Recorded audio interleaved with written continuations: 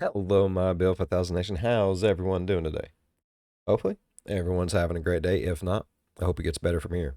We are back with another Coffeehouse Crime. That is right. This one is titled When Curiosity Ends in Murder, the case of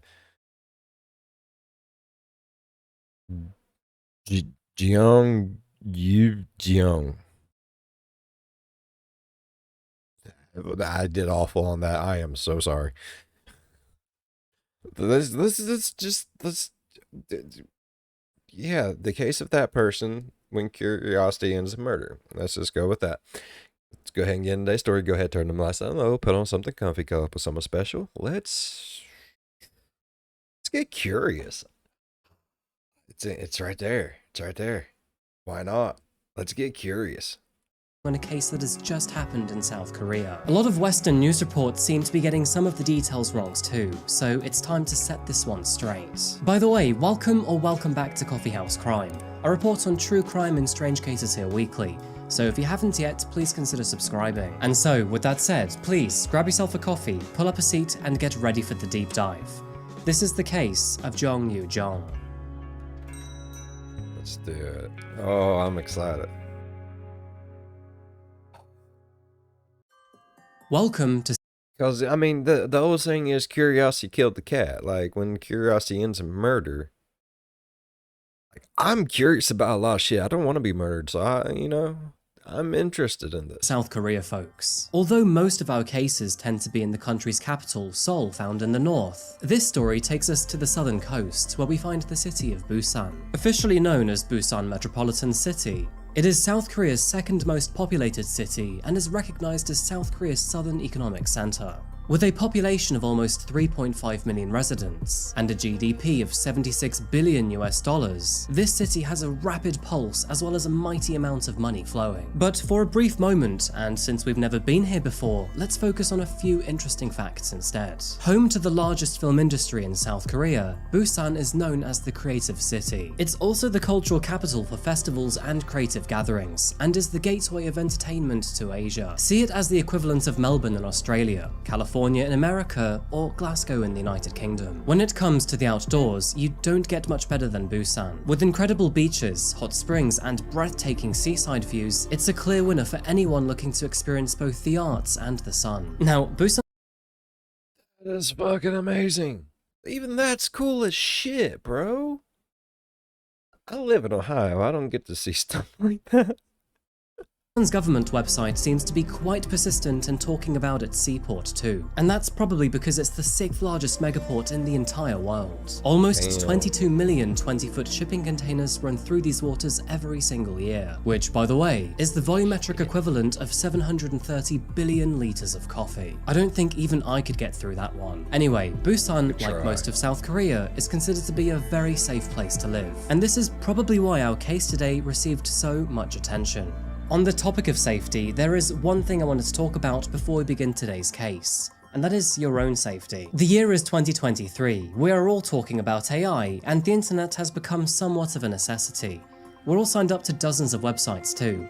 But have you ever wondered what those websites tend to do with your data? Every time you sign up to a website or subscribe to a newsletter, it often comes with the terms of service for you to accept. And it's likely that by accepting the contract, you might be giving consent to your data to be sold and resold by hundreds of data brokers. Unfortunately, many of these data companies retain personal information like your name, gender, alias, shopping habits, and even your address, which, by the way, can lead to impersonation, fraud, and much, much worse. This is where our sponsor Incogni comes in. Incogni helps protect your privacy by removing your personal data from the market. They do this by reaching out to data brokers on your behalf, requesting your personal data to be removed, and dealing with their objections. Simply sign up to Incogni with my link, create an account, and the automated system will immediately get to work for you. You're also able to see the type of data broker, what information they carry, and even their risk factor. Incogni has already removed 42 threats identified with my email address, and I've even had emails from these brokers to confirm that they've removed my data. Protect your online privacy today. Incogni is offering 60% off to the first 100 people who use my unique code, CRIME. I'll leave that in the pinned comment and the description down below. Thank you to Incogni for sponsoring today's video. Thank you to you folks for supporting us content creators. And now let's get straight back into today's case. Focusing on our story today, it was around 3 AM on Monday the 27th, 2023, that police received a phone call from a very concerned taxi driver. He had just completed a journey after being hailed by a young woman carrying a suitcase. She approached the driver before asking him if he could drop her off near a wooded area by Nakdong Riverside, which can be found near Hapo Station within Busan. Now, this wasn't a problem. The taxi driver had completed this route many times before, and although the journey with the customer initially appeared to be normal, the situation would take a very sudden turn when she exited the vehicle. Getting out of his car and taking the suitcase out of his boot, he noticed that something had seeped out from under the suitcase, and with the wet and stickily thick feel, the red substance chillingly appeared to be blood. The passenger didn't seem to take any notice of the concerned look on his face, and under the cover of darkness, it is likely that she never realized his discovery. Without wanting to cause a fuss, the taxi driver pretended that nothing was wrong, and after waving her goodbye, he watched her walk towards the wooded area. After she was out of his sight, he returned to the car boot, and after opening the door, he realized that the suitcase had left a small pool of blood on the carpet. Whatever was in that suitcase was nothing good. And so, he did the right thing by dialing South Korea's emergency services 112 immediately. The news was concerning at best, and it certainly got the police's attention immediately. And after dispatching a few officers to that area, just a few minutes later, they would find a few mutilated body parts. A few? The dense woodland, which was shrouded in darkness, was the perfect place to dump a body. But thanks to the driver's quick thinking, the female passenger was identified and tracked back to her home just a couple of hours later. And just 3 hours after leaving the taxi, the young woman, who would later be named as Jeong Yoo-Jeong, was arrested. Data analysts reviewing the case were quickly able to identify Yoo-Jeong through surveillance cameras in the area where she was picked up by the taxi driver. And with all of the evidence already stacking up around her, they had enough information to execute a search warrant to her residence. It is worth mentioning that in South Korea, the names and details of victims and suspects of a crime are rarely disclosed in the media. This law, which has been in effect since 1991, ensures the safety and privacy of victims and offenders alike. That's cool. However, under the country's Special Act on Punishment of Specific Violent Crimes, this privacy can sometimes be waived, and especially when the crime is of a violent nature. Oh, shit. Now, of course, this allows society to be aware of potentially dangerous people. But back to our case today, who exactly was Jeong Yoo-Jeong? Oh, fuck.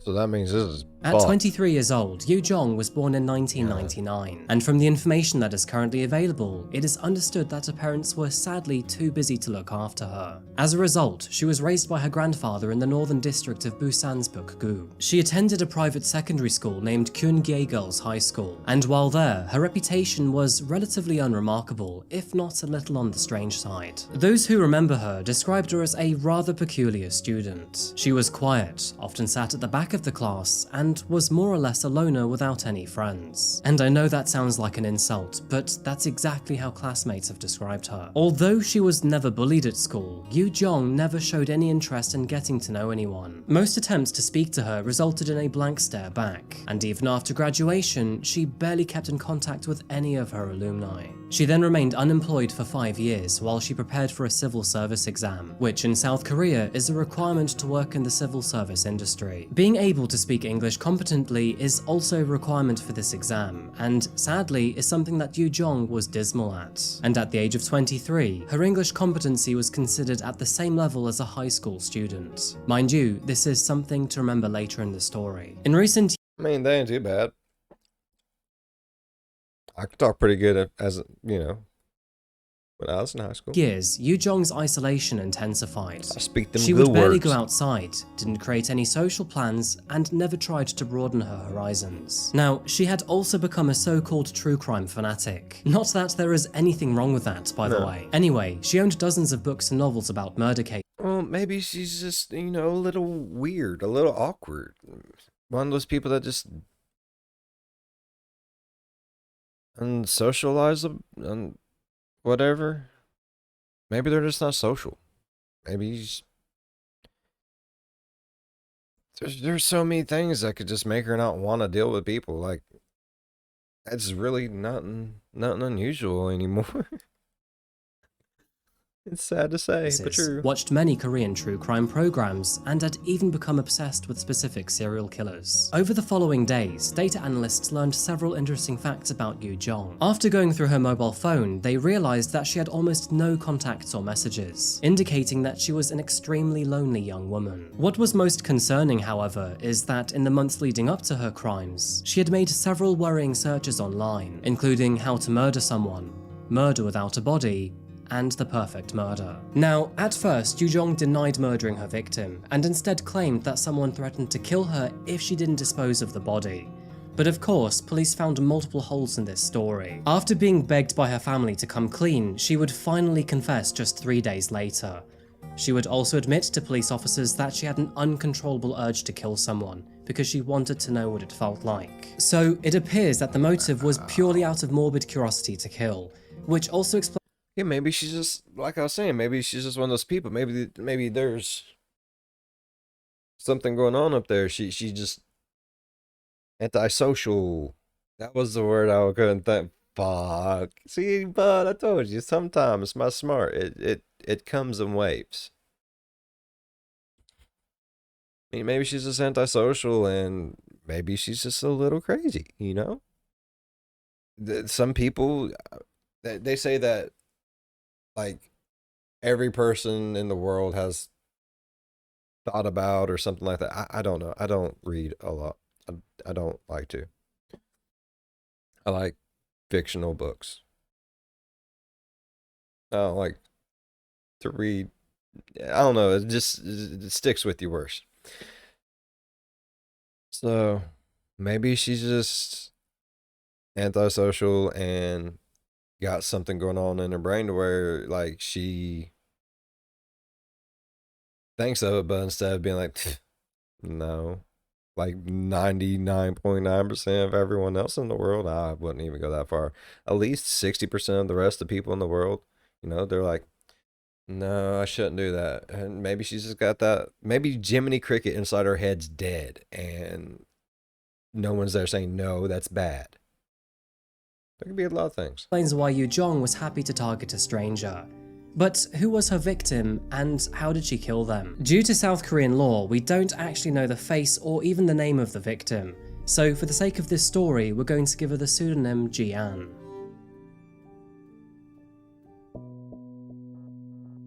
As we know, Yoo-Jeong's plans to murder someone began around 3 months prior when she started her research online. She concluded that, since there would be no personal motive, it made a lot more sense to target someone randomly. However, with the social skills of a fish, she had to lean on the internet to do her bidding. After signing up to a popular tutoring app, she then pretended to be a parent who was looking for an English teacher who could tutor her child. On May the 24th, 2023, Ji-an was paired with Yoo-Jeong. The two eventually agreed to meet a couple of days later on the 26th, with Yoo-Jeong saying that she would send her child to the teacher's house. Ji-an accepted the offer. It was after her plans were confirmed that Yoo-Jeong purchased a school uniform online, and on May the 26th, which was the day she scheduled to meet Ji-an, she pretended to be her fake child by disguising herself with the school uniform. Sliding a knife into one of her pockets, she then made her way to Ji-an's house, which was located in Gyeongju-gu. At a height of 4 foot 9 inches or 1 meter 44, it is very likely that Ji-an did not question her age at the door, and after entering the home and learning that Ji-an lived alone, Yoo-Jeong brandished the knife and then murdered her in cold blood. And after making sure that she was dead, she moved on to the next stage of her plan. Yoo-Jeong then travelled home just after midnight, picked up her suitcase, travelled to her local supermarket, purchased knives, locks, zip ties, bleach and plastic bags, and then returned to Ji-an's home. A surveillance camera captured this disturbing footage of her happily walking between the residences. What is awful is that she seemed excited and giddy in her steps, despite her very terrible actions. She then returned to Ji-an's house, dismembered her body into multiple pieces, and she was walking with a pep in her damn step for sure. Placed some of them in the suitcase. At around 3 AM on the early morning of the 27th, and after making the mistake of not securely bagging Ji-an's limbs inside the suitcase, she then called for a taxi. And after making her way to the park, she then disposed of the body parts. Wanting to make it look like a disappearance, Yoo-Jeong made an effort to hide Ji-an's identity. She did this by keeping her license, mobile phone, and purse. She also took the suitcase back with her to do a second round of dumping shopping later that day. In Yoo-Jeong's own words, she had hoped to commit the perfect crime. But of course, as we all know by now, that would never actually happen, and instead she was promptly arrested.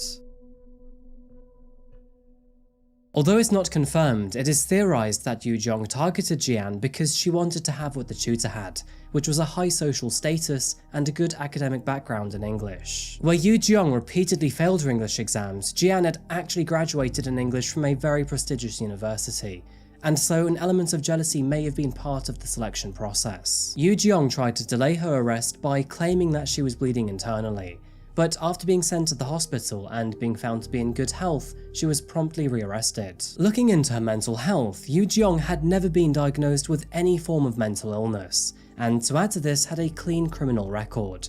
So there was actually no way of predicting this murder. This of course was made further difficult with Yoo-Jeong's non-existent social life, because So, did they test her when she got like arrested and stuff? Yeah, you know, like they do. They bring in their psychologists and therapists and all that stuff in whenever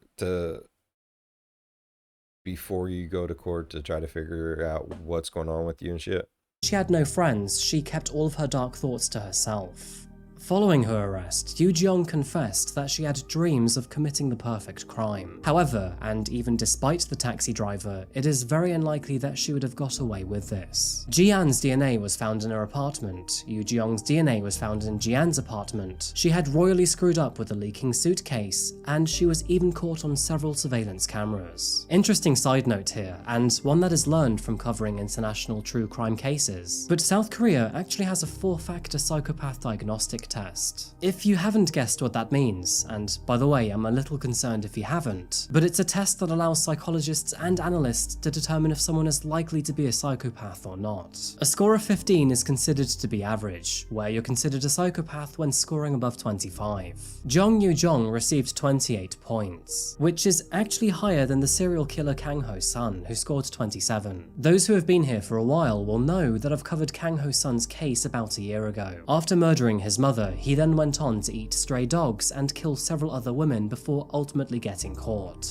So Yoo-Jeong scoring higher than Ho-sun is a pretty serious revelation. That is, of course, if this so-called psychopath test has any real credibility. Interesting side note, but considering this score and considering Yoo-Jeong's demeanor, authorities actually believed that if she wasn't caught, she would likely become a serial killer. Anyway, after learning of Yoo-Jeong's social position, police administration specialists stated that it is highly likely that she is a reclusive loner with low self-esteem. And understandably, most Korean news media outlets have clung on to this description. In an interview conducted by MBC, Jeong Yoo-Jeong's grandfather expressed his sorrow and shame by saying, "I want to apologize 100 times to the bereaved family for raising my granddaughter wrong. That's how I feel." No, Earlier bro. this month, Yoo-Jeong apologized profusely. No, bro, don't put that on you. No. You was faced with an impossible task. As a grandparent, you stepped in, you helped her. No. That shit is not your fault. No, sir. As she stood outside the police station. In a statement to media, she said, "I apologize to the victim and her family. I must have been out of my mind." As you can guess, this case gained a lot of attention in South Korean media. Many people were shocked due to its wildly impersonal nature. Jeong Yoo-Jeong had no reason to murder, except to only satisfy her own sick curiosity. So, what happens now? With this case happening so recently, Yoo-Jeong's trial is yet to be given a date. She is still being psychologically examined before officers can even determine what charges she will they got hold of her hair. Though it is very likely to be murder in the first degree. South Korea does Oh, still that was technically allow the death Okay, I thought like the girl that was in trouble was like pulling people. That was the girl getting her hair pulled was the girl that murdered. Okay. Duh. I got you. penalty, though its last execution hasn't actually taken place since 1997. And although there are more than 60 people on death row, they will likely never face capital punishment. On the flip side, Yoo-Jeong may see a sentence as small as 5 years behind bars, though it is likely to be much higher should she be found guilty. I hope so. I don't really know what to think about this case. I mean, I understand that being into true crime she probably learned a few tricks, I think the media wildly exaggerated her interest. Now, true crime is a rapidly growing genre in the modern day world, and to be honest, if it wasn't for that growth, I probably wouldn't be in front of this camera for you folks. I have already said this in another video, but when viewed with compassion, it can be educational, help us feel empathy for the victims, and even help us be more aware of our safety. It's obvious, and everyone deserves to have their story put out there. Just sometimes people need the story told to them differently. You know what I mean? to see that Yoo-Jeong was a recluse and unfortunately very lonely. And I think the void that was made through that loneliness created a very unhealthy obsession. That obsession, of course, to be the desire to kill someone. General disclaimer that watching true crime does not make you strange or weird, by the way. It is human nature to be curious, and this sort of genre Yep, we're all strange and weird just cause we are. allows us to explore the deep depths of the human mind. Another side note, but that taxi driver quit his job last week, so I guess Yoo-Jeong was enough to prompt a career change. Anyway, folks, yeah. I think I'm gonna wrap this one up today, Looking but up, I'd love to know what you think about this case. Please share your thoughts in the comment section down below. I didn't really see the point in waiting for trial for this one, as it's kind of obvious that Yoo-Jeong is guilty. But of course, I'll keep you updated when a sentencing happens, which is likely due next year. Anyway, folks, thank you so much for watching another video today by Coffeehouse Crime. Oh yeah, we'll have to keep an eye out for an update video on that, most definitely. Wow. He shoots. Man, no, the grandparent should not try to blame himself. Like, you can do so much as a parent, as a grandparent, as a father, mother figure, whatever the case may be, but when it comes down to it, no one would have been able to stop that. She was a girl with a plan, bro. Whoa, okay. I really enjoyed that, though. Like, that was a really good story. If y'all enjoyed today's story as much as I did, please go down there, leave a thumbs up. If you're a fan of the spooky, scary, strange, deranged things that just make you curious for all the wrong reasons, think about subscribing. I stay curious, and it's never right. As always, be good to one another. I'll see you in the next one. Bye-bye. Man, that's one fucked up little kid. She ain't even a kid, though. My God. That... And the grandparent. He's sitting there blaming, like, where did I... No, bro. That hurts my feelings. That right there. Like, no one ever really sits back and thinks, like, what does that do to the person that raised the person who did it? It's like, where did I fuck up? No, bro. That wasn't you. Don't put that on you. Don't.